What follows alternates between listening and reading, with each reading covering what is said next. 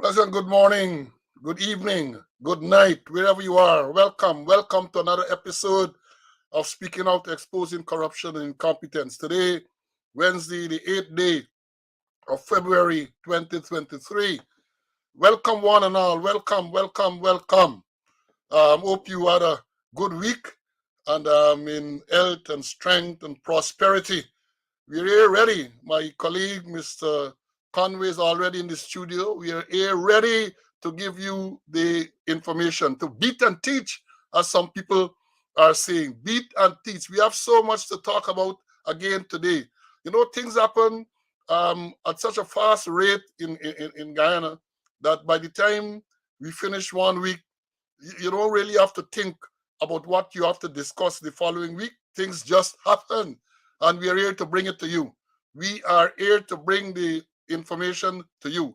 As I've said today, we have lots to talk about. You're going to find today very interested again. Um, and you know the drill. Share the live. Let people know that we are in the studio. We are ready to go. I must thank you all for the views and the sharing and the comments. The program last week, I checked this morning, has over 11,000 viewers across social media. That's on, and we only use two platforms, that is Facebook and YouTube. Over 11,000 viewers, closer to 12,000. So yes, the word is spreading, and we are going to give you the information. I have noted too in some of the comments, at least we have one first-time viewer. Somebody said there's the first time in class. Well, you're going to learn. Once you come into class with the right attitude, you're going to learn. I know many of them come in, even those who come to try to find fault and to show red herrings and all that, they too are learning. We get in the feedback that people who you would not expect to be viewing this program are in fact viewing and are saying that they are learning so much. I mean, the style might be unconventional, but don't worry the style, don't worry the messenger. Listen to the message. And unless you get concrete in your head, you're bound to learn. You're bound to learn, because that is one of the objectives of this program, is to teach. Is to teach. We know lots of young and not so young policemen and even civilians are listening to learn. They're listening to learn. And if you look at the comments, you will see that knowledge is being transferred. So welcome. Share the live. Let people know that we are here. The numbers are going up. The numbers are mounting. I mean, we already got almost a full class. But you know, we're going to continue. Wherever you are, we're going to continue. So welcome for all over the world. I see people from the UK, people from Jamaica, people from around the Caribbean. In Guyana, you have people saying that they're from Linden and they're all over. Yes, but you're never too old to learn. And we're going to continue to teach. Now, let me do the roll call. You know, the roll call is very interesting. People tuning. And let me tell you, the roll call, when I call, don't be jealous, because what happens is that the program is scheduled on YouTube perhaps a few hours before we are scheduled to start. So those YouTubers are able to go immediately and to log into the program. So this morning, I wish to announce that the long-standing member, Vibert, made it as number one again. Vibert, you had lost your place for a few weeks, but you're back. You came in this morning at what? 8:36. Vibert came in at 8:36 this morning as number one. Then we had Natasha G, another regular at 9:32. Joan came in at 9:36. Then Jakey, you came in at number 4. You're doing well. Jakey from Baltimore came in at number 4. Then we had Patricia G at 9:42. Jean B at 10:24. Then we had Yolanda at 10:32. David came in at 10:53. Princess from Lamar Spring, you're regular. I saw you mentioning there that you worked with me at Brickdam and Rival. I remember you, Princess. I remember you very well. Very efficient and disciplined person. I remember you. Isabella came in at 11:01. John Nights, man. John is another regular. John has been here for a long time. He's always here very early in the morning. John came in at 11:03 this morning. Then we had Lynette from the UK. Lynette from the UK said that she came in at 11:06. So welcome UK to the house. Dudley, my friend from Jamaica, Portmore, Jamaica, came in at 11:07. Dudley, I want to take this opportunity to wish you a belated, I think a belated birthday greetings. I know I did send you a message, but I want to publicly wish you all the best on your birthday and hope that you live to see many, many more prosperous birthdays. So welcome, Dudley. Then we have Derek T. Trotty, welcome, welcome, a loyal follower, a loyal follower. Then we had Sydney, then at 11:14. Raul Redman came in at 11:15.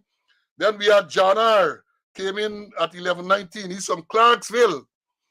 John came in then. Then Roy B. Roy said he's a long-standing fan. Roy, welcome, Roy. Then we have Aileen at 11:24. Barbara Bree at 11:30. Then Winston, another regular from Ontario, California, came in at 11:45. Then this is a new one. I don't know if the name has changed or if it's a new person. But let me, excuse me, at 11:36, we had Brick Pon Prick. Let me say that again. Brick Pon Prick came in at 11:36. What a name. Brick Pon Prick came in at 11:36. Then Aza said she's a first-time viewer. She came in at 11:37. So first-time viewer, you are very early in class. Then we have the man from Canada, 9795 young, reported for duty at 11:42. We have Philip at 11:45. Philip is from Linden. Then we have Sean, 11:46. He's an ex-sergeant, he said, and he's from New York. And we had Philip from Florida at 11:46. Squatty Frankie came in at 11:48. Jacko from Georgia, 11:48 as well. Then my old-time shooting buddy, Paul, came in at 11:56. Those are the persons from YouTube. And then we had lots of people coming in on Facebook when we went live.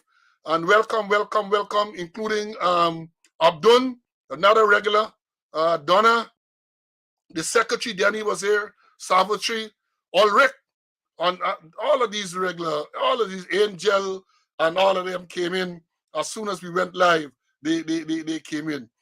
We have Anthony Stepping Stone came in on YouTube, on Facebook, sorry. Then we had Leroy watching from Canada. Share the live. We are doing very, very well. Marcia, Mavis, Eric. I think I know Eric from the gym. Eric, Leeton, Magnell. Oh man, now you're all here. Emily, not a regular. Brennan, happy birthday, Brennan. I know it surprised you. I check these things, you know. So Brennan is here on YouTube, but today is Brennan's birthday. Happy birthday to you. I want to also wish another regular who is, I don't know if she's here now, Kim had a birthday recently. Happy birthday to you. Belated birthday to you, Kim. So yes, we're here. Jamil is here. Chilo is here. Etha is here. Unruly King Emrai. Oh Lord, that's a new one. Unruly King Emrai. So welcome. Share the live. Let people know that we're here. We are having full class already, but continue to come into the thing. You know, and I would like to say, we like to give thanks and praise to the Almighty for allowing us to see this new day. Thanks and praise to Jah for allowing us to see this new day, for giving us the strength, giving us the courage, giving us the knowledge to impart on this program. Speaking Out, Exposing Corruption and Incompetence. This is episode 5 of season 2. As I've said earlier, the last episode 4 has close to 12,000 viewers across the platform. So yes, we are going to be here to tell you what is going on. Now, as we say, we have to give thanks and praise to the Almighty for allowing us to be in the land of the living. Every morning you wake up, you have to give praise and thanks, because so many persons would not have been that fortunate. So let's don't take things for granted. Let's consistently and constantly give praise and thanks. You know, having said that, so many persons, this devastating earthquake in Turkey and Syria, Last night, when I checked, the death toll was in the vicinity of 6,000. This morning, checking, over 11,000 so far. And the prediction is that the numbers are going to continue to mount. Imagine that 11,000, over 11,000 persons have lost their life in this massive earthquake that hit Turkey, or Turkey, as they would want to call it, and Syria. So, when you see these things, the work of nature, and to see us human beings being here and doing all manner of things for little power. They're doing all kind of things for little power. They want to be, to call the shots, so to speak. And then tomorrow something happens, the big man decide that this is it. And there's absolutely nothing you can do about that. Absolutely nothing. When the father decides it's your time to come, you have to go. I gave the joke, you can't do like the little boy or the big man who, when he was told that the St. Peter will be coming for him at a particular time, he decided to put on his short pants and pitch marble in the yard with them little toddlers and teenagers in the yard. So when St. Peter turned up and asked for him, they told St. Peter, well, he's not here. St. Peter look in the yard and say, all right, I can take the biggest little boy out there. So he's gone, he gone still. You can't run from the Almighty. And that's why you got to live your life so that when the time comes for reckoning, you can stand up and give proper account for your stewardship. Because, as we said, the big man don't sleep, God don't sleep. And all of those things that people are doing on earth, on God's earth, they will have to answer for it. They will have to answer. Many times with people, you see people struggling, and you want to know, well, why is it that they're struggling? Many times it's the deeds catching up with them. Karma, the deeds. They do so many wrong things and bad things to people that the time comes for them to pay. And remember what the Bible says. I'm not a Bible man, so to speak, but remember what it says, that if it's not you, it's your children or your children's children. Third and fourth generation they speak about. So these things will not go unpaid, will not go unpaid. All the wrong things people are doing will not go unpaid. So we want to again send our sympathies to the people in Turkey and Syria. Over 11,000 persons died in the earthquake. Some of the sites you're seeing in the media is so worrying. So worrying to see children. I read an article this morning where a whole family and only a baby, a newly born baby, I think survived in the rubble. And they, as I said, the prediction is going to get worse. So my thoughts and prayers are with all those persons who have suffered this massive earthquake in the area and have lost their lives and lost all their earthly possessions. Let me bring in my colleague, Mr. Conway, at this stage. Mr. Conway, good morning to you. Hold on, let me unmute you. Yes, good morning. Morning, Paul. Morning to our viewers, listeners. Praise the Lord, I'm in the land of the living.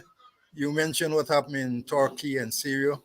My sympathy goes out to those persons, and I'm happy that they had a newborn baby, despite all the destruction and the death that took place there.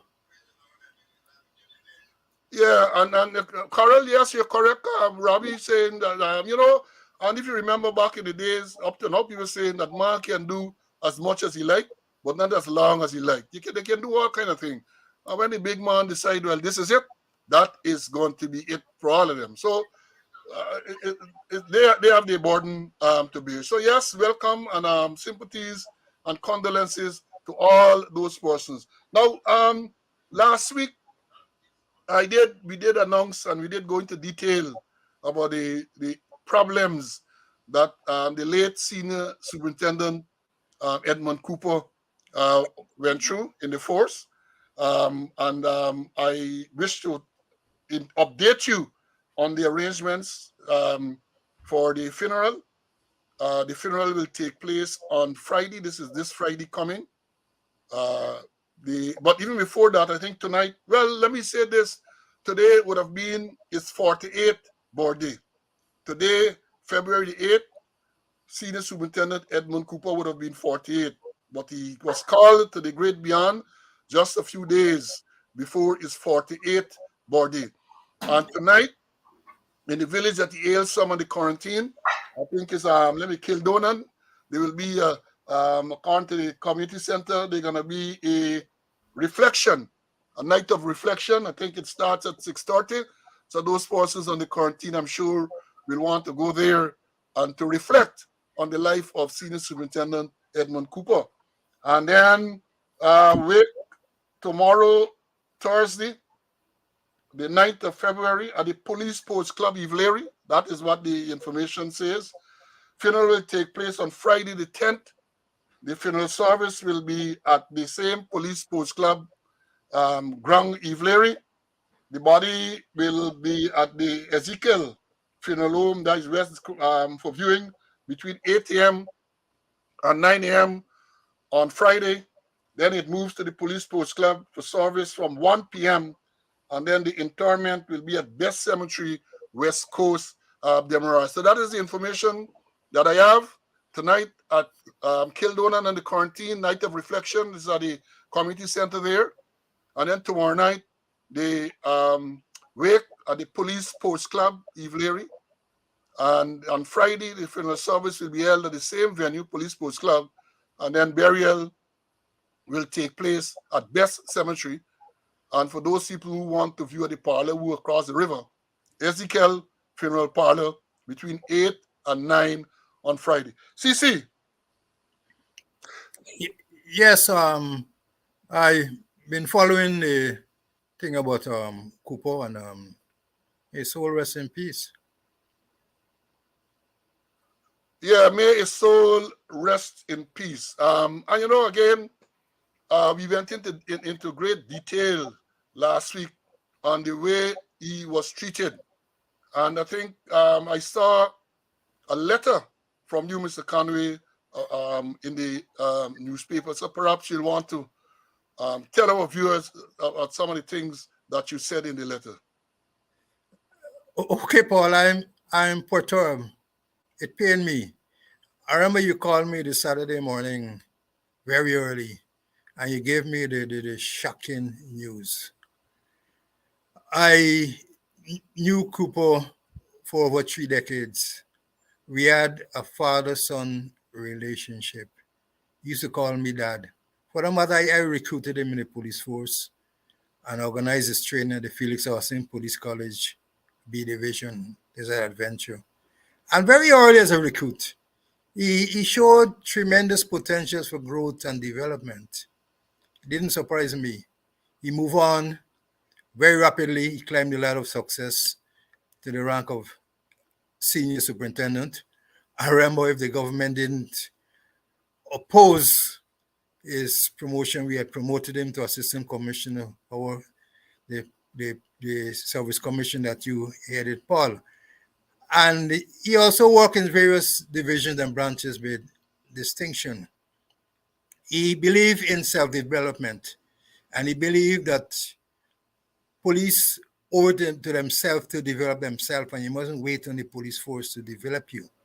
And also he believed that the police rank should develop academically and professionally simultaneously. I selected him to attend what you call a special pursuit course in the Guyana Police Force, which was conceptualized by Larry Lewis. And he saw it as a stepping stone for him to enter the University of Guyana, where he got his law degree. Subsequently went to Trinidad, Wooden, where he got his legal certificate. And he paid his own money. In those days, he didn't have gold scholarship. He paid his own money, anything. But one very thing is that he invited me for the admission ceremony at the Supreme Court. Business kept me away. I did not attend. He called me the same day, expressing his disappointment. And he accused me. He said, you behaving like them at the top people at the headquarters.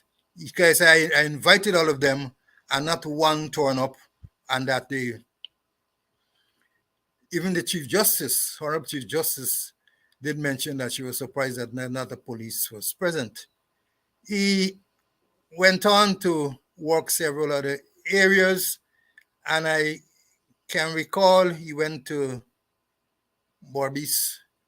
He was the commander for Region 5. And during the protests with the Henry Boys, where he confided in me that the police top ranks had wanted him to use lethal force against unarmed protesters, and he resisted because he felt that negotiation would have worked. And it was working as he interfaced with them, but it wasn't working as quickly as those in the police high command and the government of Guyana had wanted. As a result, he lost his command. And they posted him to an office called the Projects Office. There was no project for him to monitor. And then they said, all right, here what happened. You're going to supervise the equine section of the force, and you're going to do some equitation. His situation there was very stressful because he wanted to do what he called real policing. And there he was, locked away in the office, nothing to do than reading newspaper. It was stressful. And I recall reading that 85% of the illness in the world is stress-related. Suddenly, he became ill. He was hospitalized for a couple of weeks, and through the efforts of his loving wife, Keen, the doctors, his children, and members of the religious community, he started on the road of recovery. However, surprisingly, he died quietly in his sleep. We used to call him Rocket, and I want to believe that the rocket has blasted his way onto heaven. Sometimes the ripest fruit falls first. May his soul rest in peace. And my sympathy to his wife and his children, relatives, and family. Well said, CC. And as I said last week, I outlined in detail all the bad treatment that he received because even when he fell ill, there was no real support from the force. They did not support him. And what I believe is the ultimate disrespect when he passed away on the morning of the 28th of January is the man who sits in the chair, the acting commissioner, turns up at the man's residence, ostensibly to offer condolences, with cameras and a whole set of people blasting the thing live on social media. That to me was so disrespectful. The man died, his family is in mourning, and you're turning up to say that you're going to pay compliments or you're going to pay condolences, but you turn up with cameras, video cameras and so on, streaming the thing live on social media. That is very uncaring. That is very disrespectful in my view. And then, as we said, we're looking to see how things are going to play out because based on the funeral announcement that I outlined, it would appear that he's been given his military rights because funeral service at Police Sports Club. I don't know if the other things are going to be there. But we did make the point last week that in Force Order 47 at 22, dated the 2nd of December 2022, they read the man out of the job, retired medically unfit, without even telling him, without even going through the procedure as outlined by the public service rules. So they were so anxious to get rid. They were anxious to get rid of him. And you know what's going to happen now? A lot of hypocrisy.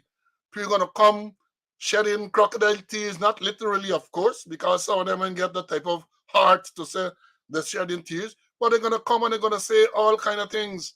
Also, the public need to know, people need to know. And I want to say this to all policemen, the young ones, the older ones, you have to take care of your health.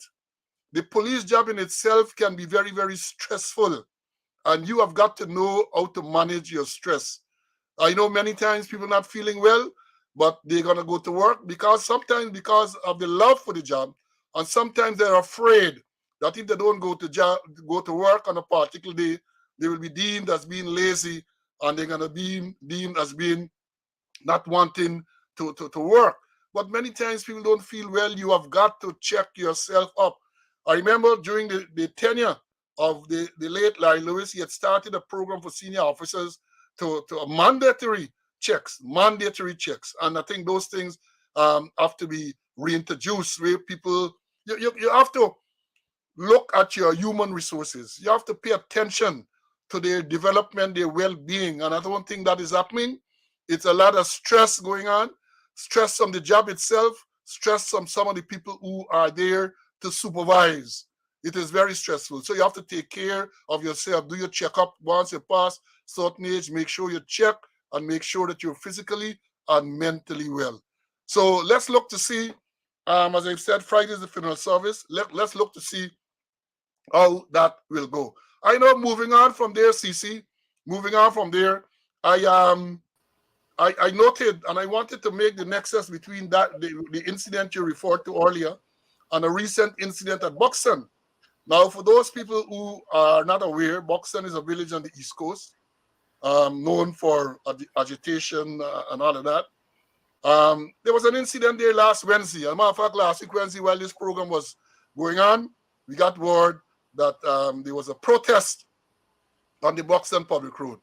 Now, according to the release, and this is what KANU, the Custom Anti-Narcotics Unit, said, they had a confrontation with villagers. Their story is that they were pursuing a car which was suspected to be carrying drugs, narcotics. And they pursued the car into the village, and then eventually they arrested the driver. And having arrested the driver, the residents were demanding that the driver be released, and they became hostile, and they were forced to fire shots in the air to disperse these unruly people. That is what KANU was saying. But residents were complaining that they pursued this car through the village and fired indiscriminately, striking the walls of houses and all of that. And that is what angered them, causing them to come out and to protest. But I'm saying that if you're saying that you fire in the air, then unless you fire on the house should not be struck, and the car cannot get damaged that you're pursuing. So that is what they said, and the villagers contradict that.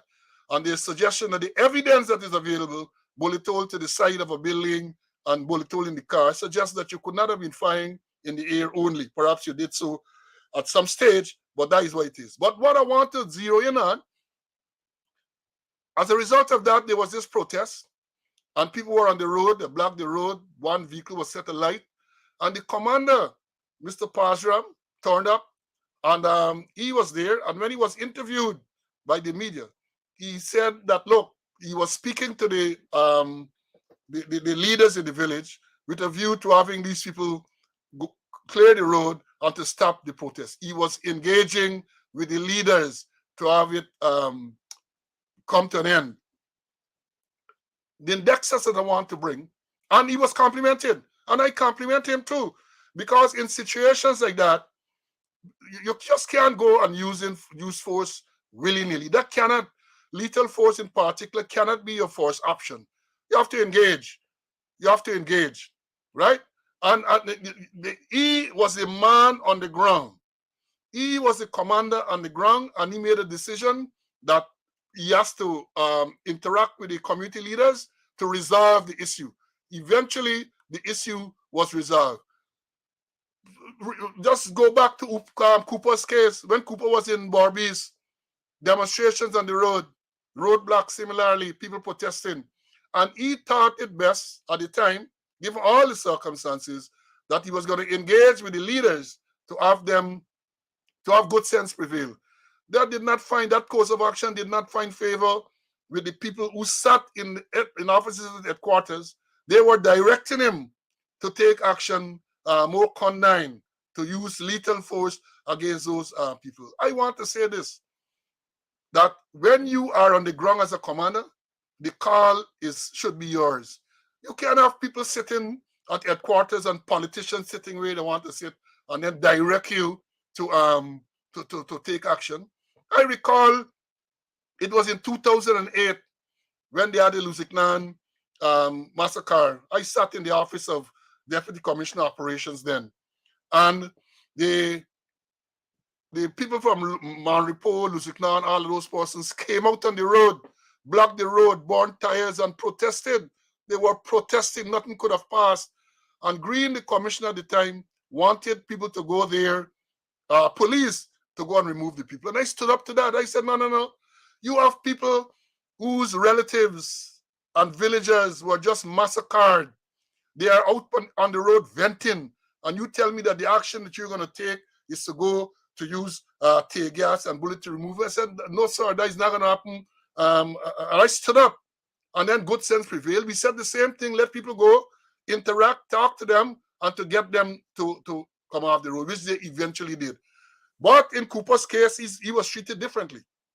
He was relieved of his command because he thought the correct course of action at that time was to interact and to engage the leaders of the community with a hope to resolve this matter peacefully. And so therefore, the different standards, is always very, very glaring. The different standards, very glaring. And I said this again, the man on the ground has to make the assessment and decide what course of action is necessary in the prevailing circumstances. CC, you want to comment on that? Yes, like you, I was happy when I saw and I heard the Pazram saying that he was interfacing with members of the community. And I reflect back to when I was Commander Borbis and they blocked the road at Tain. And I caused men like Mustafa, he was the original chairman, to go there and we talked to the people and we got clearance after a while. And in that instance, we had Gail Tichero and Minister Ramsamy going and talk to the people. So there are times that negotiations has got to work. Don't try to resolve conflict through the barrel of a gun. It don't work in all circumstances. Try negotiation, and if negotiations fail, then you try other things. So and as you mentioned, maybe different folks, different strokes. Well, exactly. Like I say again that you can't sit at headquarters.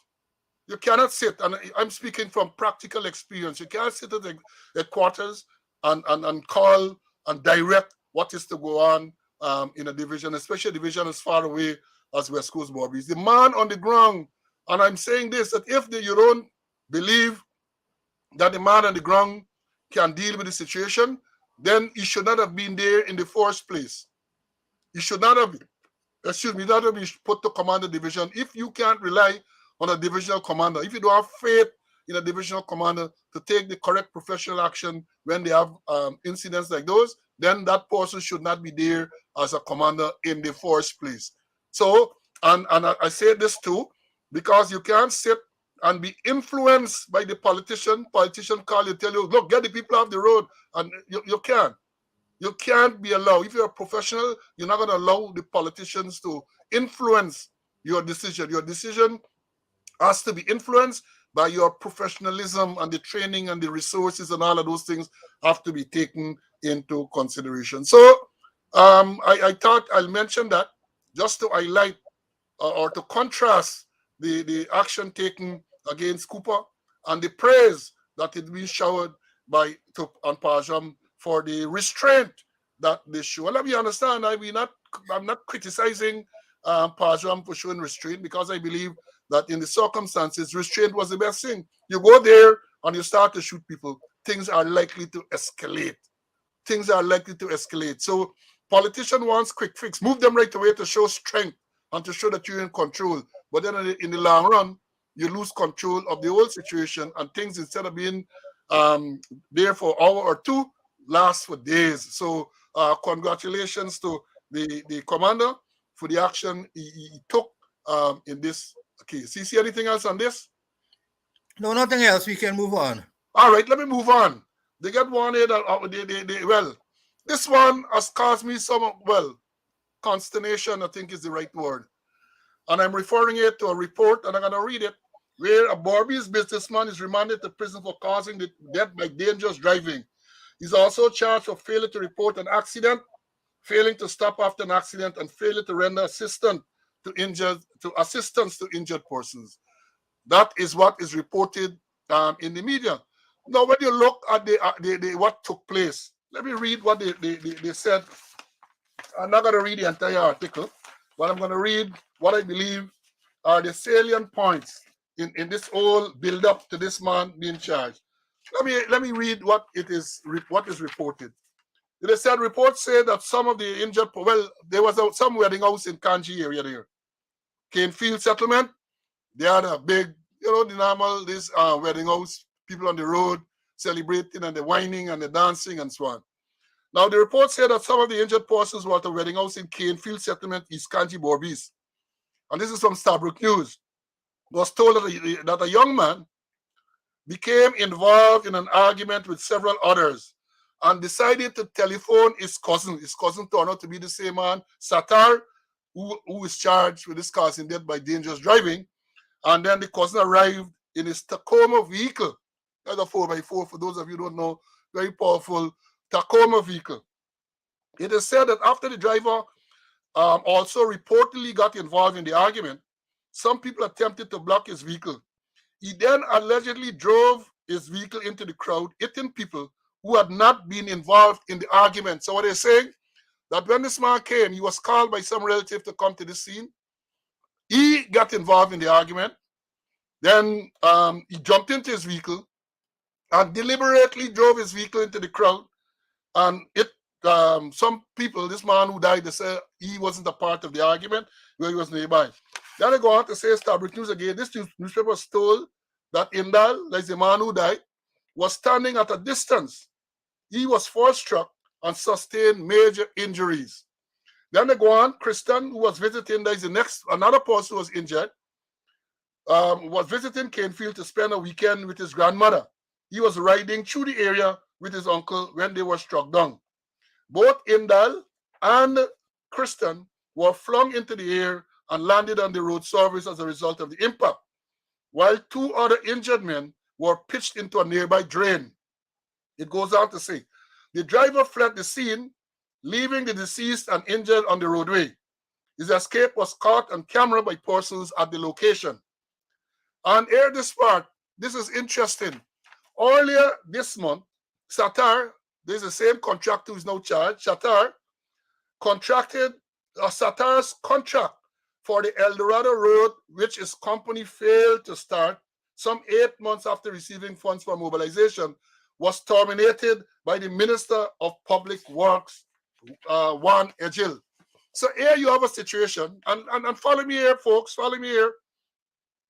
This is a case, although he's charged for causing death by dangerous driving, this is not a routine accident, so to speak, where you're driving and you get involved in an accident and someone dies. This was an argument at Canefield Settlement Public Road. One of the persons involved in the argument called this man, got on the phone and he called him. He turned up in his Ford, well, Tacoma is a Toyota or Ford, whatever make it is. He turned up in a Tacoma, very powerful 4x4, as they call it in the US, a truck. He got into an argument with the same people. He jumped into his vehicle and deliberately drove the vehicle into the crowd. He struck and killed one man and injured others. And he's charged for what? Causing death by dangerous driving. This man used the vehicle as a weapon and killed people. How is that causing death by dangerous driving? How is that causing death? That man used his vehicle wantonly and recklessly, deliberately to injure someone. So you're suggesting to me that if I get into a problem with someone, or if anyone gets into a problem with someone, and you want to kill them, and perhaps get off lightly, all you need to do is jump your vehicle and run them over, and it's just causing death by dangerous driving? I am saying, given the evidence in this matter, the build-up, he was called, he came to the scene, he got into an argument, he jumped into his vehicle, he drove his vehicle deliberately into the crowd, and he killed. How is that causing death by dangerous driving? I want the DPP recommend that charge and failing to report accident and leaving the scene of accident and all of that. Mr. Conway, help me out here. All that is for me cold-blooded murder. And let me give some other little information.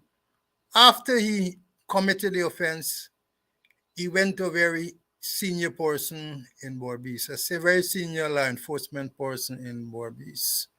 And when you look when he went to court, there was it, the police escorting him and his hand on the shoulder, body relationship. So I'm not surprised when they go light on him. And even I read recently where the government, the attorney general is submitting that we should change from causing death to dangerous to manslaughter. That should be the charge. So but go back to George Orwell. All men are equal, but some are more equal than others.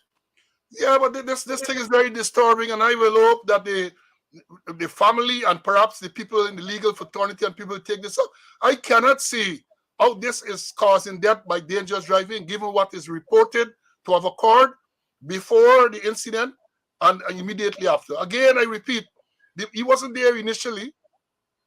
Somebody called him on a phone. A cousin of him called him on a phone. He turned up in his vehicle. He got involved in the argument. He went back into his vehicle and deliberately, I'm emphasizing, drove his vehicle into a crowd of people. He killed a man and injured others. And he's charged for causing death by dangerous driving in relation to the man that was killed. What happened to all of these people who are injured? What up to all the people whose lives were endangered? He's not going to be made to answer for that too. And people are saying here, this is a clear case of murder. This is a clear case. The man went into his vehicle with the intention of driving into the crowd.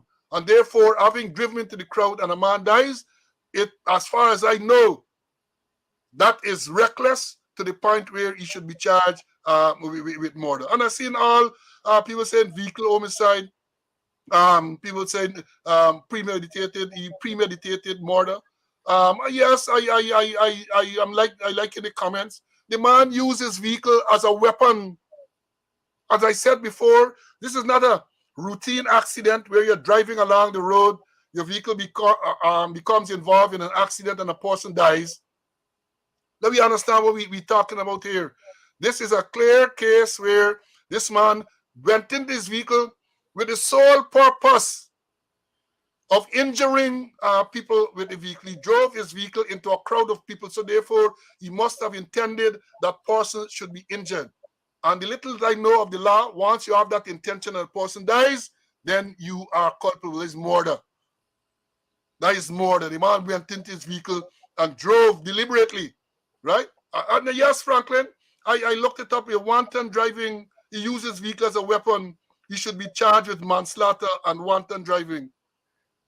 But the man is charged for causing death, and I know by now he must be there on bail and all of that. But this is very disturbing. And when you look to the part that I read, the man is a contractor who was given a contract to build some road. He was given a contract for mobilization. And 8 months after he was given this contract, the work did not commence, forcing the minister to terminate the contract.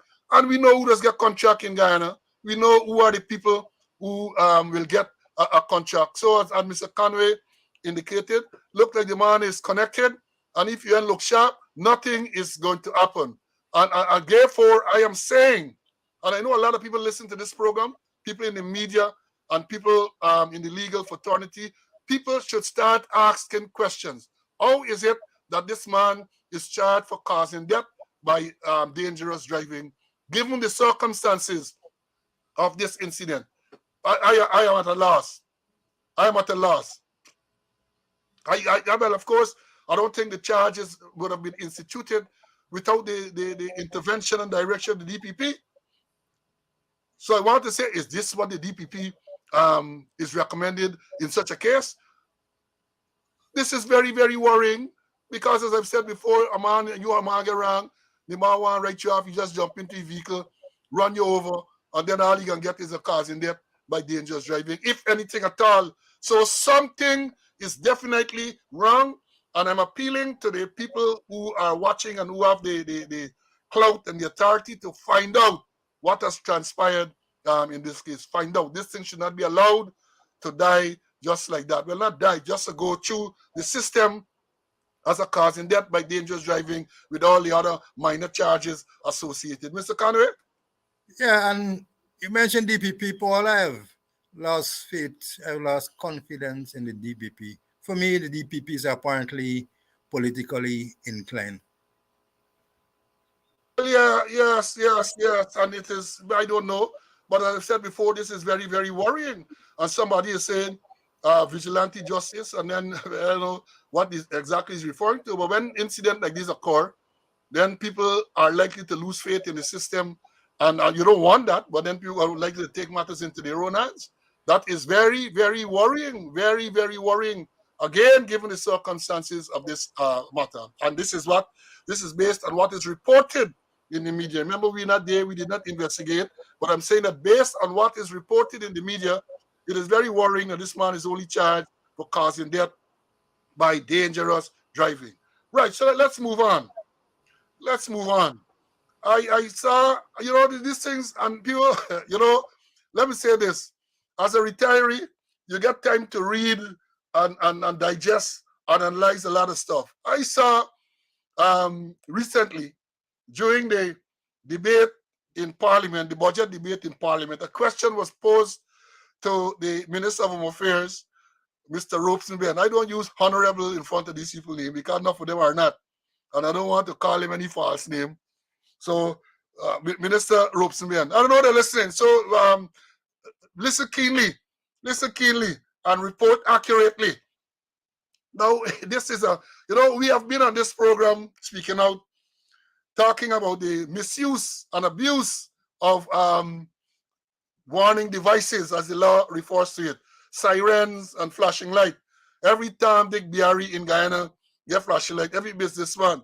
So, according to the report, the thing was thrown to the minister, and the minister's response is that the law will be tweaked. That is the word that he used, tweaked. The legislation will be tweaked to ensure that diplomats and senior government functionaries are allowed to use warning devices. Hey, what a thing. That you gave me, I don't want to misquote them, because they listen and then they sit down to tell you that what is it? The pet phrase is that you cause them little anxiety and emotional distress. So that is a cybercrime. They say cause them emotional distress. Well, if the truth is going to distress you, be distressed as much as you want. Because here what the thing says. Minister of Home Affairs Robeson has announced that the legislation pertaining to the use of siren and flashing lights will be tweaked to cater for appropriate users, including senior government officials and members of the diplomatic corps. Minister Ben was at the time responding to a question raised by an opposition member of parliament in the Committee of Supply Thursday morning. That's last Thursday. Minister of Home Affairs Robeson Ben, during the final day of the considerations for the 2023 budget, estimates, the current law, he said the current law allows for emergency vehicles only, which comprise police, fire service vehicles, and ambulances to carry sirens and flashing lights. Any other vehicle that is fitted with such appliances is a breach of the law. However, due to increased traffic in the city, Minister Ben informed the committee that there are some instances where diplomats and senior government officials are allowed to use appliances. And then the quote here to say, all members of the diplomatic corps are required to have a light, both on the vehicle of the ambassador or the high commissioner, and perhaps an escort vehicle.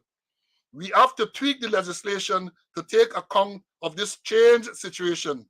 We have more traffic on the road and people can't get to where they want in time or when there is a situation, but we have to deal with that issue. That is what Minister Ben is reported to have said.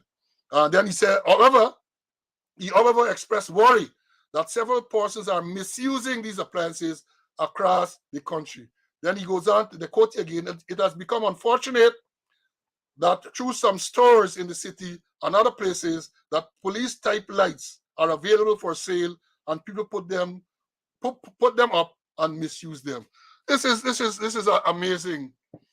You have a problem with traffic, and the minister is suggesting that the way to deal with it is to allow for diplomats and other senior government functionaries. Now, who defines who senior government functionaries are, including senior government officials and members of the diplomatic corps. This is, I decided to reach out to people, former senior people in the diplomatic corps. I know what they have said to me. They have said that nowhere in the world are diplomats allowed to have sirens and flashing lights on the vehicle. Nowhere. So I don't know if the minister just responded off the top of his head without any consideration, the question thrown to him in Parliament, and therefore he just mouthed out something with no thought into it, which would not be surprising because a lot of the things that they're talking about, it is clear that no thought is put into it. But to tell me that because there's a traffic congestion, the way to deal with it is to give senior government officials and members of the diplomatic corps the authority to use sirens and flashing light. That got to be a brain freeze. Somebody don't know what they are doing. Somebody that would not know what they're doing. And as I've said, people in the diplomatic corps, former members, senior members, have said that not at all. It doesn't happen in terms of diplomats. No place in the world it happens. And as I've said before, who determines who are senior government officials? So next thing you know, all them PS and all them junior minister and everybody kind of say senior officials. So who determines that? So we like it to get into a situation like the same thing law, where the minister has the authority to waive and to allow people to use tint. And we know what is going on. The allegations about money passing for people to get tint license, all the bogus license and all of that. But I'm saying, as a former two-time traffic chief, if congestion is a problem, more sirens and traffic and flashing lights cannot be the solution or part of the solution. Cannot be. CC, let me hear your views on this, man. I listen to you, Paul, and what, in essence, the minister is doing is that he's looking at the fruit of the problem and not the root. If you pick the fruits, others will grow, come up. But if you deal with the root, and if you cut the root, the tree will certainly die. The problem really is congestions on our traffic roads and giving diplomats and ministers and all that kind of thing permission to use traffic flashing lights. You open the floodgates for more corruption. My son was telling me a story this morning that he read with Obama. Obama was traveling in a vehicle after he was no longer the president of the United States of America. And he was reading a book while the vehicle was in motion. And all of a sudden, the driver stopped. So he asked the driver, why you stop? The driver said, stop because there's a traffic light. Then Obama realized, hey, I'm no longer the president of the United States. I'm a former member. So you got to deal with the root of the problem. And we're not dealing with the root. We're dealing with the fruit. Therefore, it will continue. Well, let me say this again. I speak from some amount of authority. Apart from being the traffic chief, I work with the United Nations Peacekeeping Force a year. And during that year, I enjoyed diplomatic immunity. And no such thing as flashing lights. But let me tell you this. But even the traffic laws, I had a vehicle, United Nations vehicle, UNTAG, UNTAG, which stands for United Nations Transition Assistance Group. That was in Namibia, 1989, 1990. I led a contingent of Guyanese policemen on that mission. And you know the Guyanese thing? I went into town Windhoek one day with the United Nations vehicle because the vehicle was assigned to me full time. And I parked the vehicle in one of the streets, I can't remember the name of the street now, and came out to see a ticket on the vehicle, a traffic ticket was in the vehicle. And you know what I got the traffic ticket for? As a Guyanese man, you know, when you're driving in one direction, let's say you're driving on, let's say you're going north on the left side of the road. You want to park, but there's no parking in the direction that you're facing. You see a parking in the opposite direction. So you go across the road, park in the opposite direction, facing against the traffic. So that is what I did, because that is what I was accustomed to doing in Guyana, this lawless place. So I parked my vehicle when I came out, traffic ticket. And that is what it was. You couldn't park like that. You had to make sure that you complied with the law. You had to comply with the law. So this thing what they're saying about siren for diplomatic vehicles, they're going to add to the chaos, because already you have so many people using sirens that the siren in Georgetown now in particular has lost its effect, because when people hear these things coming, people don't believe it's any emergency. And you would recall, CC, Mr. Conway, that in Borbies not so long ago, ambulance with siren fetching contraband chicken. And then we had an ambulance in Borbies to fetching drugs. So maybe they are opening up. And again, as I say, it is hope that the minister just ad lib and no serious consideration is being given to that nonsense that he's talking about. No serious consideration is given to that. And you know, they're going to retract. How they say, he might have misspoken, but he's not going to retract. So they're listening. And I hope somebody call you and ask you, what nonsense you talk, this slow and Conway thing to talk about. What nonsense you talk. And as Patrick, you're right, the sirens have lost their effect. Because in Guyana, I remember traveling up on the East Coast, going east one afternoon, and siren blazing coming. I know according to the law, when you hear the siren, you're supposed to pull to the left of the road and stop. So me now, as a law-abiding citizen, I heard the siren. I decided I was going to pull to the left of the road and stop. Luckily, I looked into the rearview mirror before I made the maneuver, only to discover that this vehicle is coming inside. When it should be passing on the outside, the vehicle is coming on the inside. So if I had pulled as I should have done, it's a lash I would have get. So it's a lot of craziness going on the road. And I'm saying again to the minister, this is free advice. And I don't want no payment. I don't want no stipend, because I don't want another conspiracy to commit fraud charge. Right? So this is free advice. That cannot be the solution to the problems or the problem of congestion. One of the things that people have been saying, that what they want to, if your people, they got to manage their time better. So therefore, you have to go to a certain place, leave in time to get there. Or as is suggested by the senior diplomat that I spoke with, a diplomat wants to go to some place, all he has to make arrangement to the police for an escort to take them where they want to go. That is provided. I know that is provided. They want to get someplace.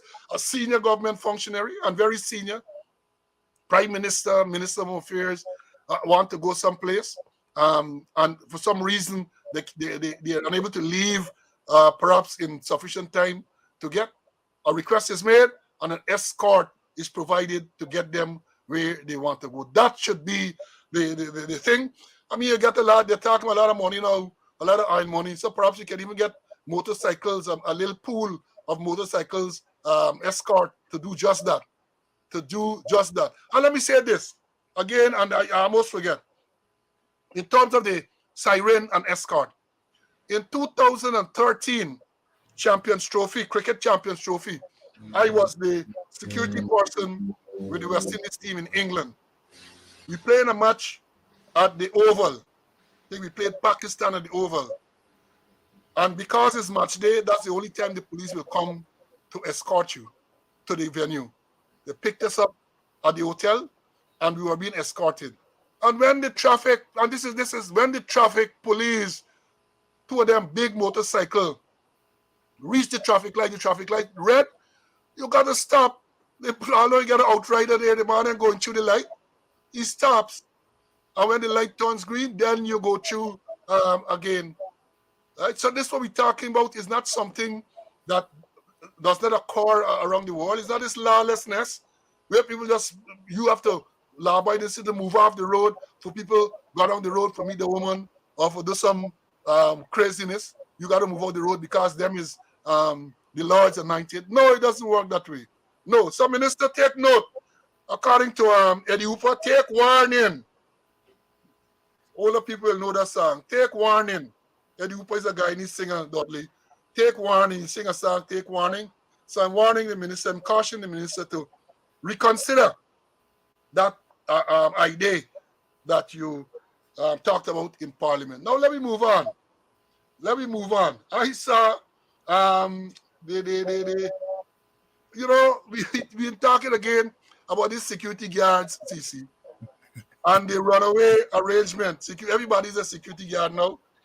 They're doing their own thing. No training. They're not complying with the law. They're compositing with all sorts of guns, rifles, assault rifles, pistols, revolvers, all kind of things. They walk around the place. A very frightening situation. I saw a news item not so long ago that another security guard shoot someone accidentally, they say. And according to the news item, this thing happened somewhere in the East Bank. The man playing with the gun. Basically, the man played Russian roulette. He played Russian roulette with some construction worker who was there. But the gun goes off. Now, those of you who don't know what Russian roulette is, you know, again, we are teachers. So we can't assume that when we use these terms like Russian roulette and so on, people will understand what we mean. Russian roulette is a game, they say, that is played with a revolver. You have the revolver. The revolver, in most cases, has a cylinder that holds 6 bullets or 6 rounds of ammunition. So what you do? You take out 5, you leave 1 in, you spin the revolver cylinder, and then the chamber that is aligned to be fired is randomly selected. And then you squeeze the trigger. So it's a probability 1 in 6. So what happens then? In this case, the man did that, but the cylinder that was lined up to fire was the cylinder with the bullet inside. But now, he squeezed the trigger, the round goes off, the man is struck, and they rush to the hospital and so on. And there's one to the covering up because you hear much about it, but you aren't hearing much about it. But I understand that the security guard in question, and that is from my source, the security guard in question is from the same security company that gave this 18 or 20-year-old man at Border Market a 9mm pistol without any training, and he discharged around, injuring himself and a 15-year-old boy who was nearby. I understand it's the same company. And if you remember, the same company, this incident occurred on the 13th of January. You know, the service is geriatric, but we are forgetting these things. The 13th of January, and the permit that was given to the company was signed the same day by the person who says that they are the authority to issue such a permit, the same day. And I raised the question to say, not a coincidence. Now what happened? They changed the thing. They changed it from the, they tried to change it to make it retroactive, but then they make another mistake with show them up. So something is wrong with these security companies, and no proper action is being taken to address the entire situation. This is not a case where you just charge the man or you seize the company. You have to look at the thing comprehensively. Mr. Conway, help me, please. That's true. Same company, and understand the man wasn't trained in the use of the firearm too. Then I hear a story that they say the man cleared the weapon, but a wrong they left in the chamber. So I don't understand. If you clear the weapon, nothing mustn't be in there, right? But the thing is that a private security, they're mushrooming. They're like what we call zombie umbrella, coming up overnight. And I recall the policy was that the manager for the security manager must be a retired senior joint service officer.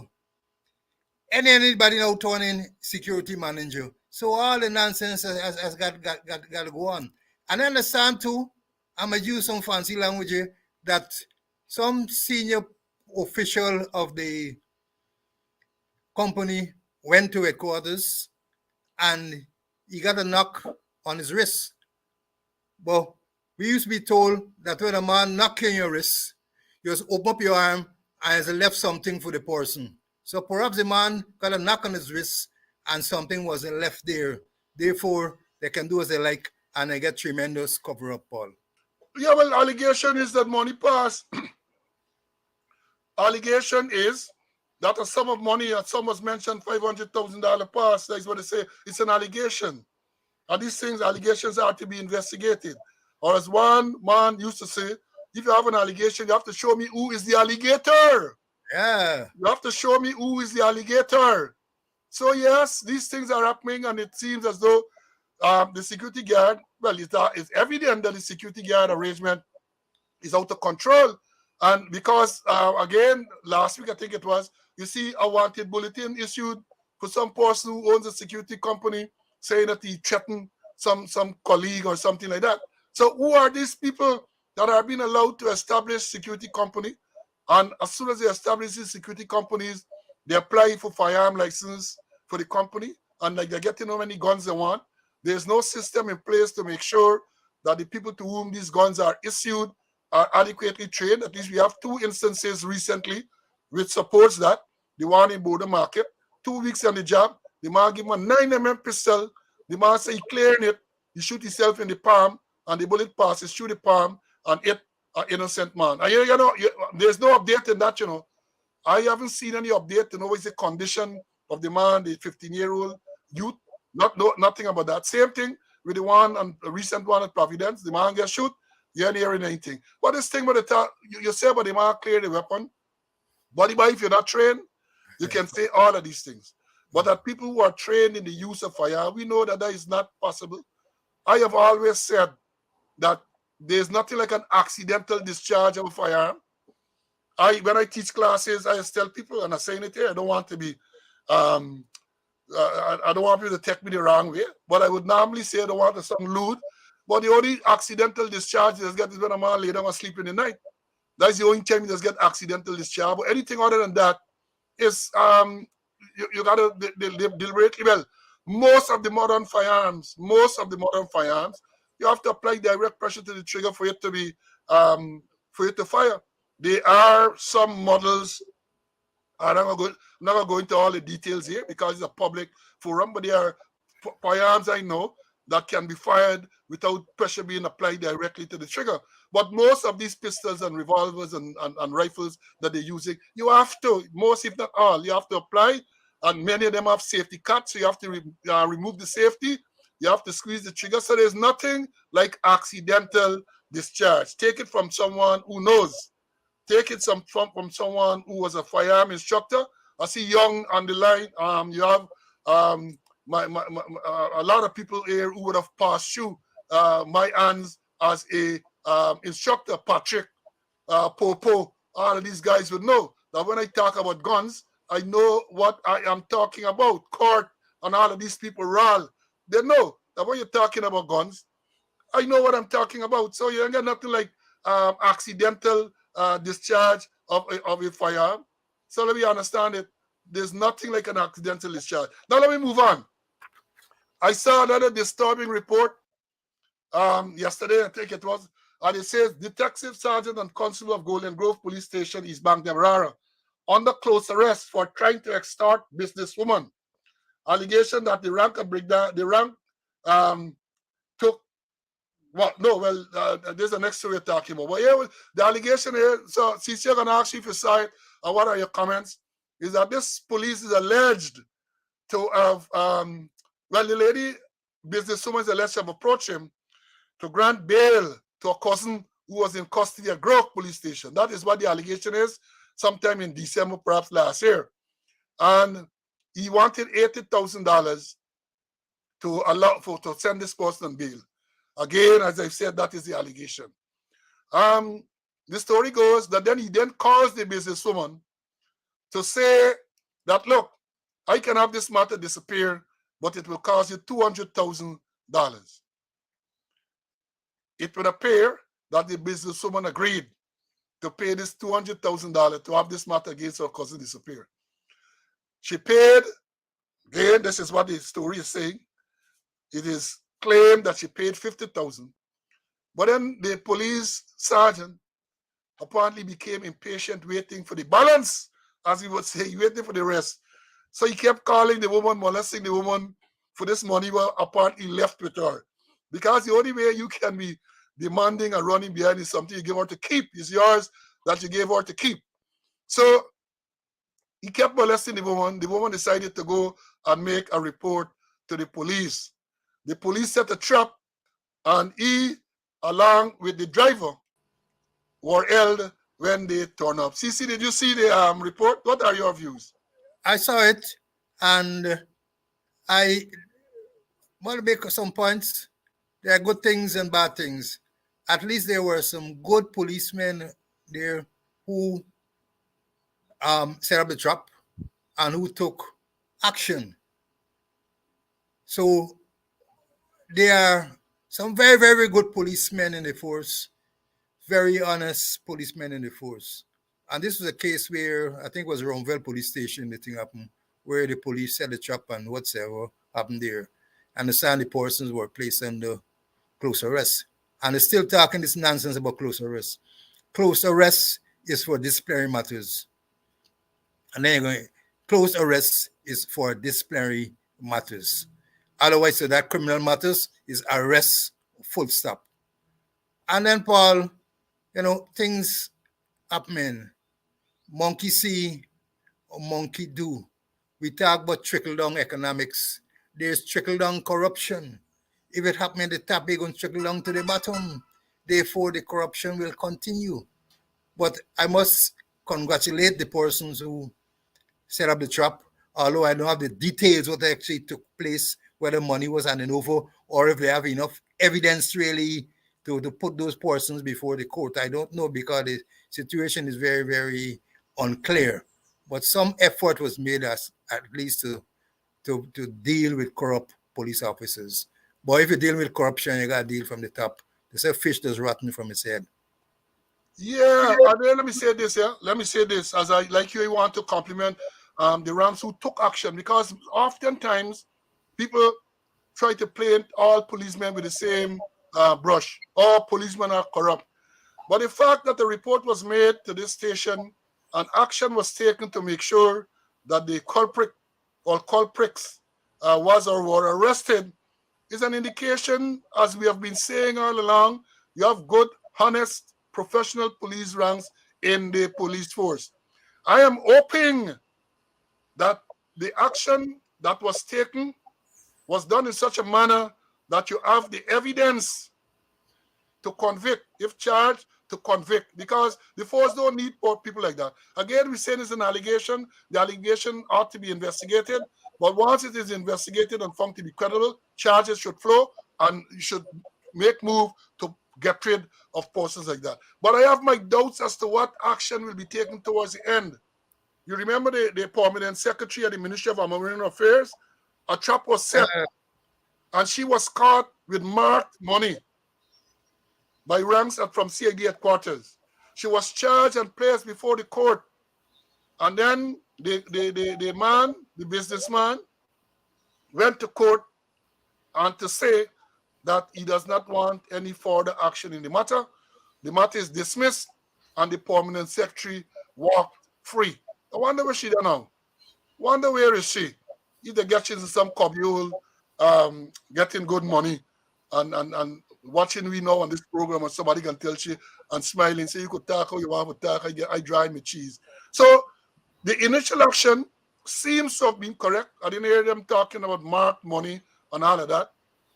Then when I read the thing too, I was wondering the extent of the involvement of the constable, because they said the constable was the driver. He drove the sergeant to the scene. So I'm hoping that this thing is investigated properly and those who are culpable are charged. But it did not escape me that the sergeant who is alleged to have been involved in this corrupt practice was working, they say, at Diamond Grove Divisional Headquarters.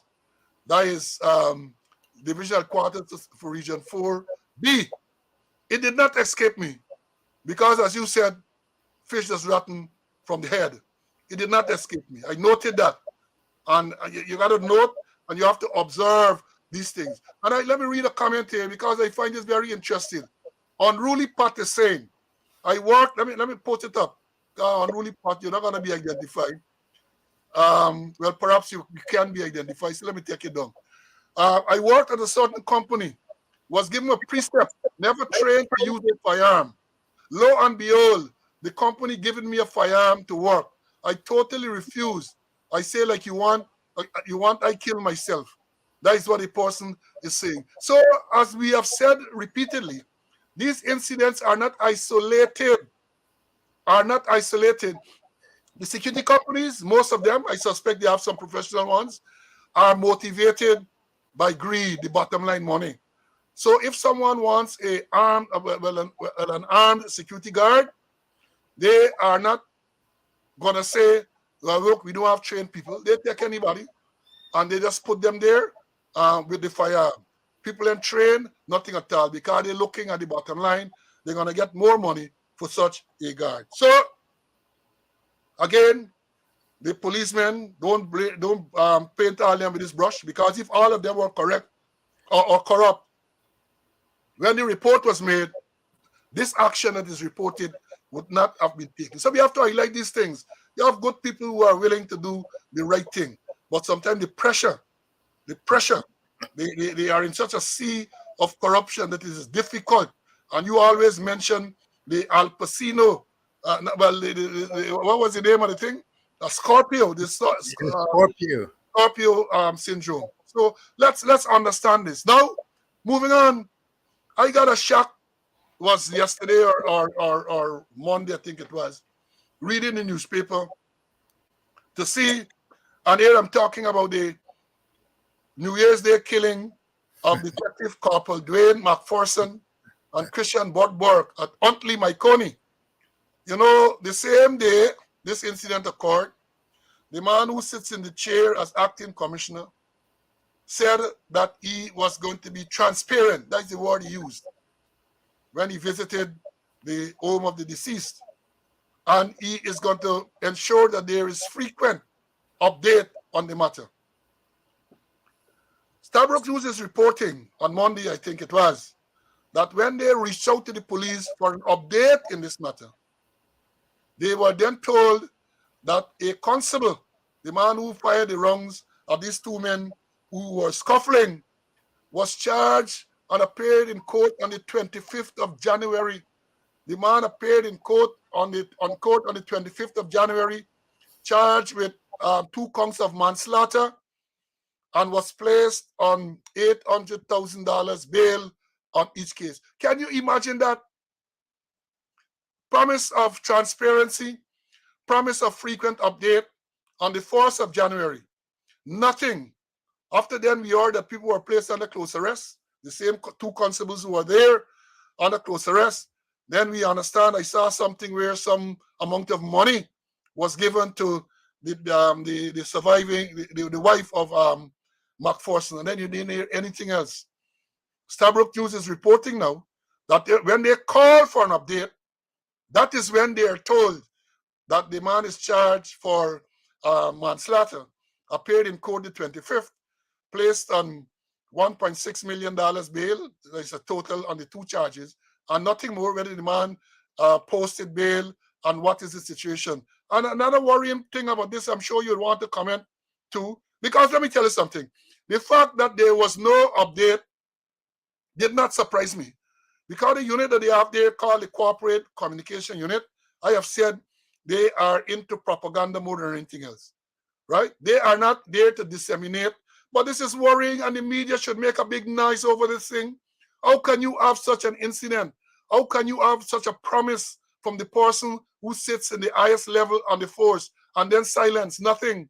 And when you call for an update, then you are told that this man went to court on the 25th of January, charged with 2 counts of manslaughter.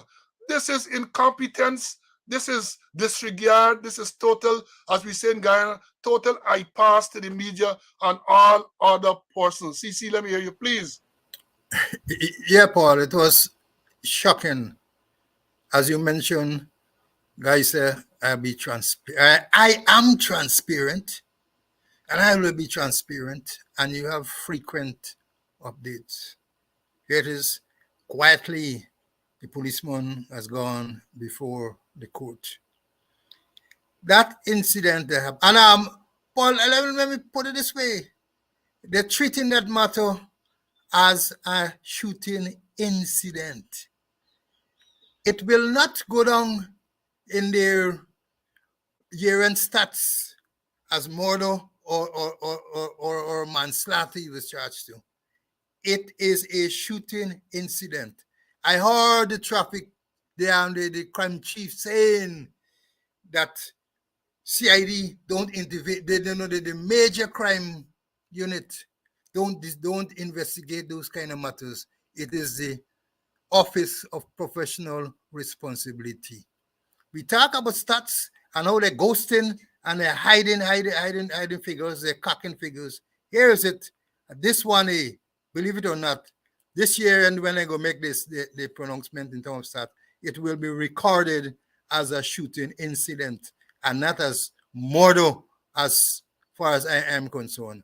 And if you want the public to have confidence in you, be fair to them. You can't say you give update and then you give update them out, you whisk them out, you push them out quietly before court. The little public confidence that they have will go away, and they wouldn't respect you. They will see you as dishonest, They go into what we call Johnny Cochran, they call it 54th state, a state of denial. Remember the O.J. Simpson matter where Johnny Cochran said this witness is in the 54th state, and the judge couldn't understand what he's saying. And then he referred to Puerto Rico because there are 50 states in the United States of America, and Puerto Rico applied to become the 54th state and was denied. So the top people are in the 54th state, a state of denial. This thing didn't happen. And I saw a video recently where the house that the guy was living, there are several bullet holes there. Several bullet holes.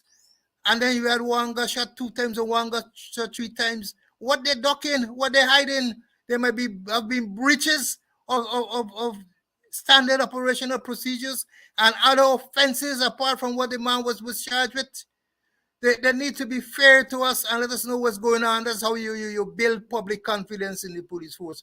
But right now, it is being diminished. No, and again, they haven't provided details, sufficient details. I would love to know what type of firearm this man was armed with, because that too will go towards intent and motive.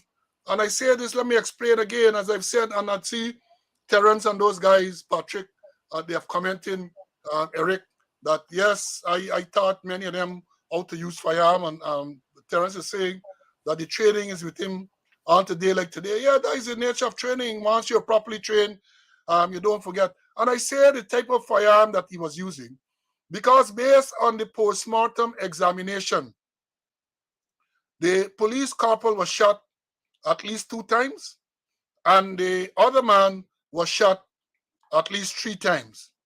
And I'm saying, again, based on the type, and if it's an automatic firearm, it means that maybe one touch on the trigger, and then you have a burst, and you could end up discharging 5 rounds.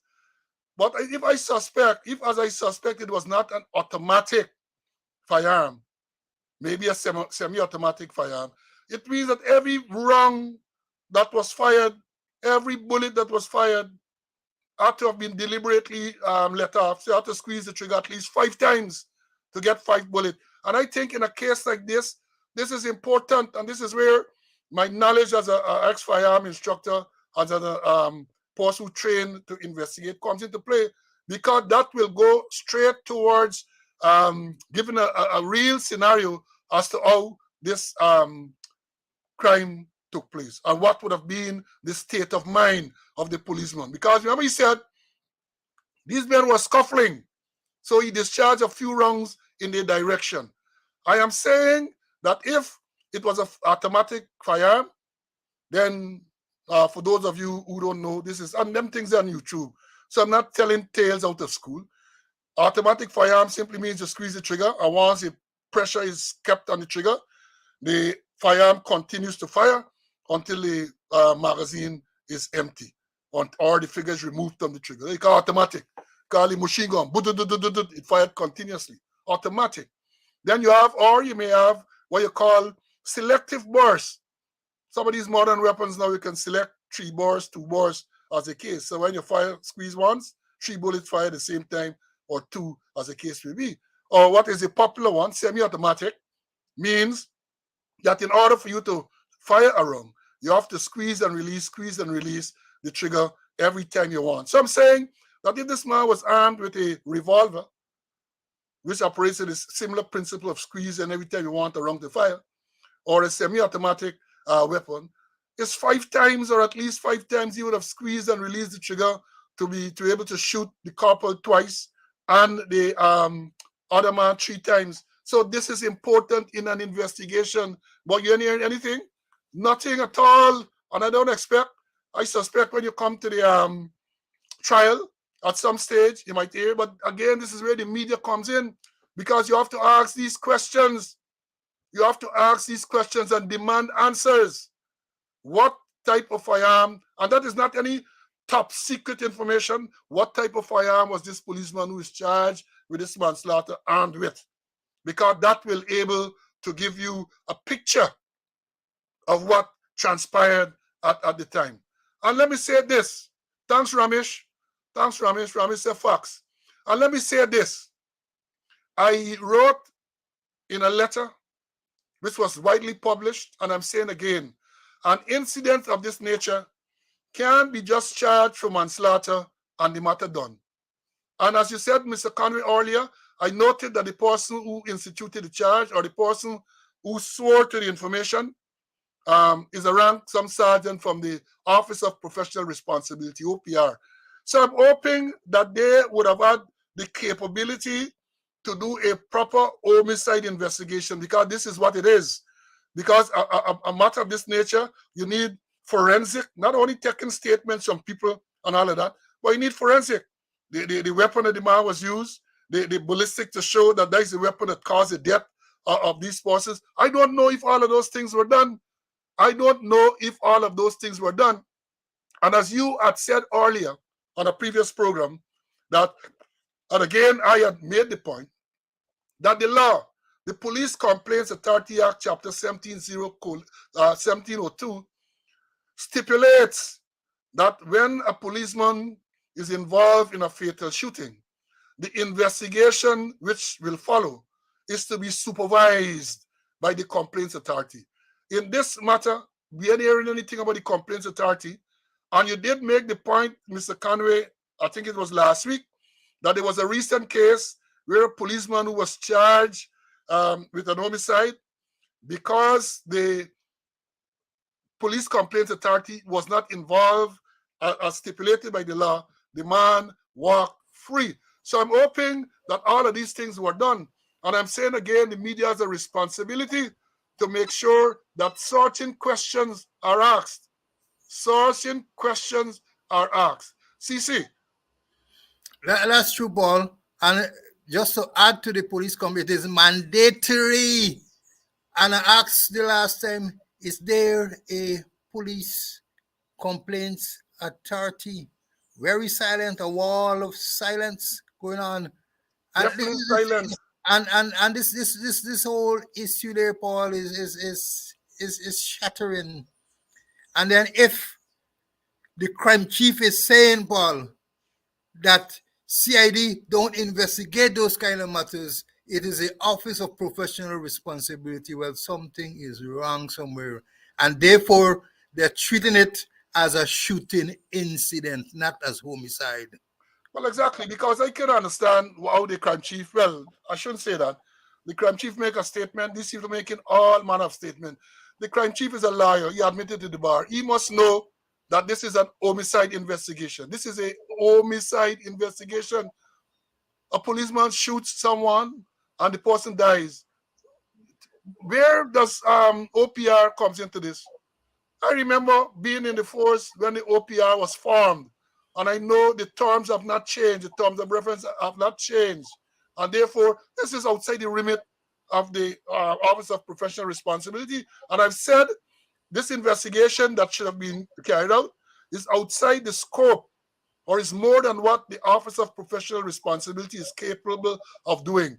Because this should not be only what occurred at Huntley, Myconi, half past midnight on New Year's Day.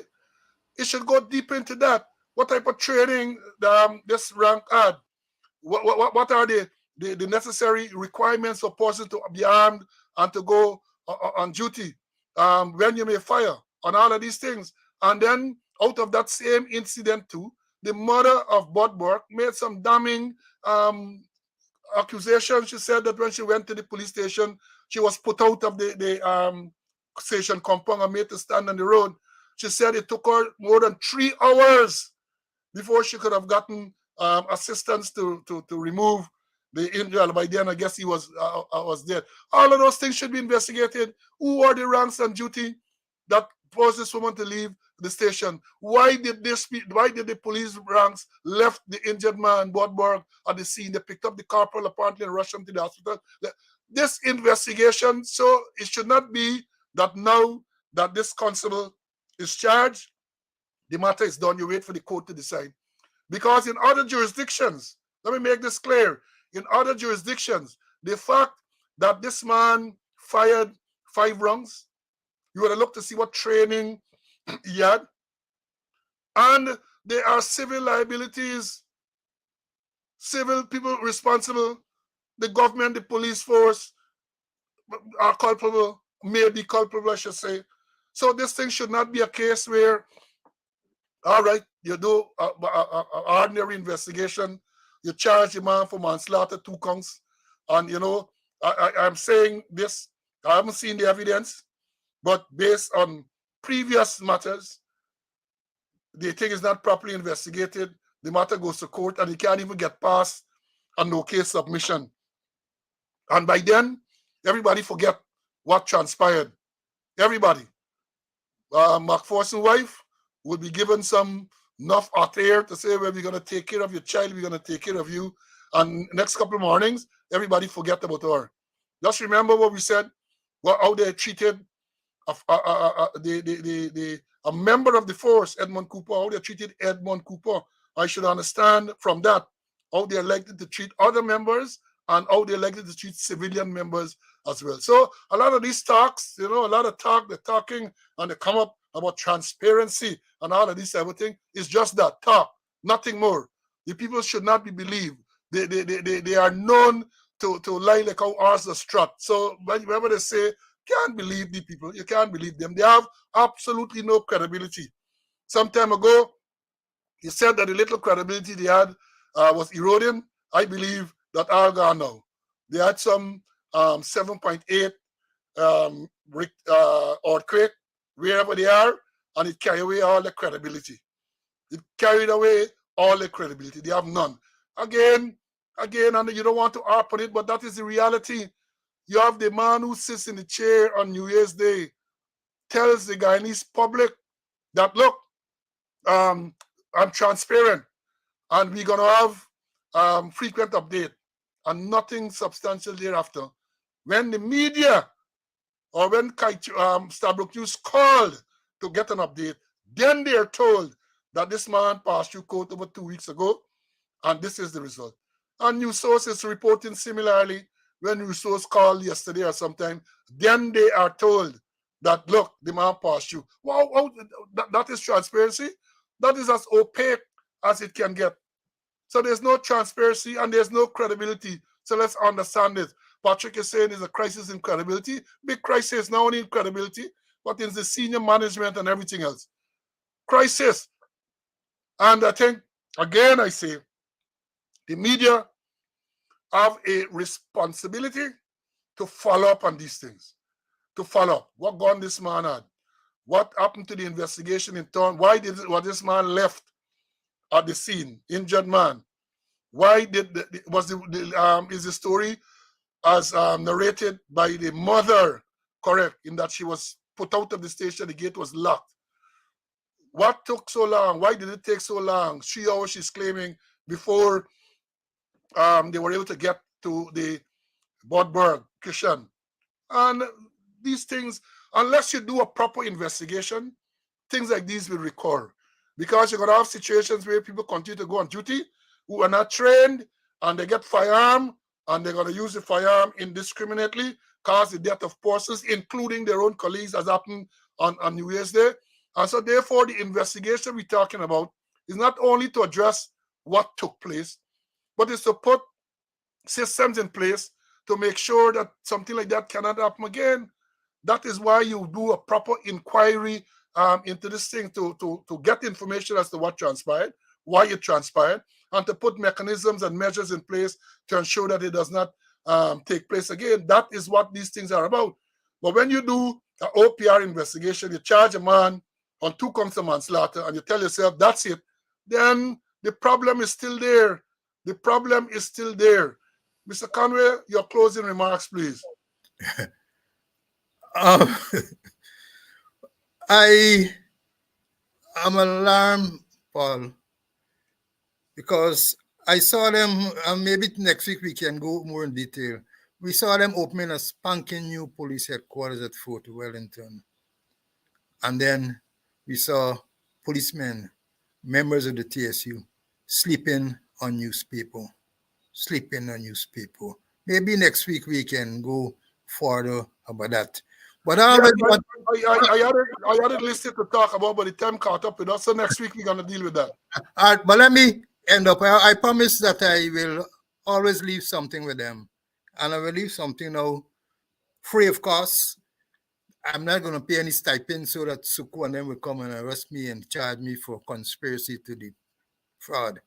Now, the thing is that how you see person or what you believe about a person, that will influence the way you treat that person. If you believe Conway is a scamp, you're going to treat it as that. And there are ways that how we look at members of the Ghana police force. We see them as recruits. We see them as numbers. We see them as bodies. We see them as replacement. We see them as ranks. We see them as threats, like in the case of Cooper. And if you see them as recruits, you treat them as recruits. If you see them as numbers, you treat them as numbers. If you see them as bodies, you treat them as bodies. If you see them as replacement, you treat them as replacement. If you see them as ranks, you treat them as ranks. And if you see them as threats, you treat them as threats. What you got to do, see them as individual with potentials for growth and development. And if you see them that way, you will guide them, you will train them, you will coach them, you will mentor them, you create an environment that will influence motivation. And most important, you will teach them, you will treat them as human beings. And that's what I want to leave to the police today. Thank you very much, CC. Thank you much. Nathan, see Nathan asking. Nathan is saying here that he was in the force. He gave his number. He gives his number. He was 10167, and he was trained by myself. And he asked me where is Tapin. Tapin is Mr. Conway's squaddy. I regret to inform you that Tapin 9107 died about 2 years ago in the US. He migrated sometime in the 80s, and he died 2 weeks, I think February 2021, sometime around then he passed. So Nathan, Tapin has passed. So there is your answer. And I noted many people are saying here when I talk about training that I train them. Somebody said that I trained the first batch of GNS in December, Course 110. I trained. I did a lot of training. That was my background as a drill instructor, as a firearm instructor. I did a lot of training. I think Heather is saying here that it would appear as though they do cautionary investigations, deliberately setting the stage for the accused rank to walk free. Let's see. We don't know what evidence they will bring out. But I'm always worried, especially in this case when a statement is made that a matter like this is not investigated by CID. This is a homicide. Who else who should investigate homicide? So yes, we have these situations, and let me leave. I want to again encourage you. You know, YouTube is the thing now. I say again that I'm encouraged by the number of persons who are subscribing to this page, speaking out, exposing corruption and incompetence on YouTube. I'm encouraged by the numbers. I'm encouraged by the viewership of the live and the recording which is put up on Facebook and YouTube. The program last week had almost 12,000 viewers in a week, which is a very encouraging number for the person who indicated that this is the first time that they are looking at the program. If you go to YouTube, you will see all the episodes there. All episodes are there, and you could look at them in your own time. What we have done in terms of trying to improve the system, this year we start in season 2, and we have from episode 1. This is episode 5, and so there's a reference. So on the date that the program was broadcast is there, so you can easily refer to it. We seek to improve all the time. So go subscribe to the channel on YouTube. Hit the notification button, so once we go live, you will get the notification that Speaking Out is live, and you can follow. If perchance you're unable to follow it live, it is there shortly after I finish here. It will be posted on YouTube, and for you to go and for you to see. I want to close with again. I saw only yesterday someone, I think in Region 6, died from COVID. COVID is very much still with us. So take all precautions to keep yourself safe. And I also want to, again, express condolences to those persons in Syria and Turkey.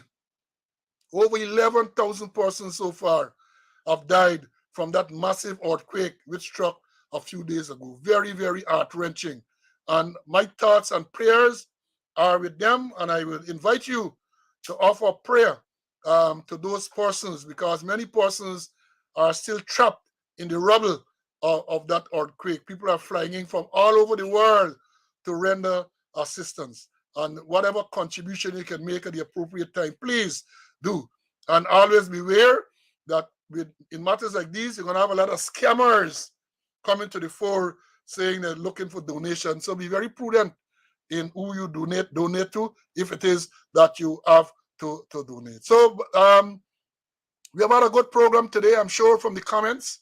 It has been very interactive. We will continue to do that, to share the information with you. So until next week, again, let me also say to remind you that the funeral of Senior Superintendent Cooper is on Friday. The wake is tomorrow night at the Police Sports Club, and the funeral service is at 1 o'clock on Friday at the Police Sports Club as well, and he'll be interred at Best Cemetery, West Coast, Demerara. I'm sure many of you would want to go there to pay your last respect to the falling comrades. So until we meet again, stay safe and bye for now.